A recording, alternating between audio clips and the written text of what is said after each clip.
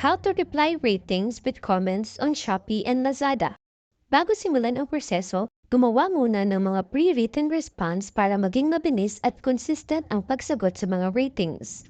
Huwag rin kalimutan na i-revise ito kung kinakailangan para maiayon sa feedback na ibinigay ng buyer. Para magawa ito, mag-login sa iyong Shopee seller account, hanapin ang customer services at pindutin ang review management.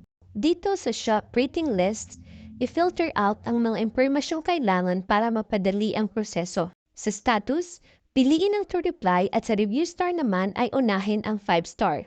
Pag nakita na ang mga ratings, hanapin ang mga review na may comment or pictures. Pindutin ang reply icon at ilagay ang response na iyong naisulat. I-edit lamang ang response at iayon sa comment na binigay ng buyer.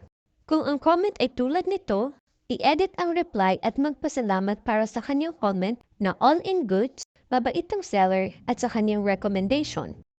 Pagkatapos sa Shopee dumako naman tayo sa Lazada. Mag-login sa iyong Lazada seller account, hanapin ang orders at pindutin ang reviews. I-filter out ulit ang mga detalye na kailangan. Piliin ang no reply at 5-star. Gayahin lamang ang proseso ng pagre-reply na ginawa natin sa Shopee. Kopyahin ang pre-written response para sa ratings na nagbigay ng 5-star with comment at i-edit lamang ang response at iayon sa comment na ibinigay ng buyer.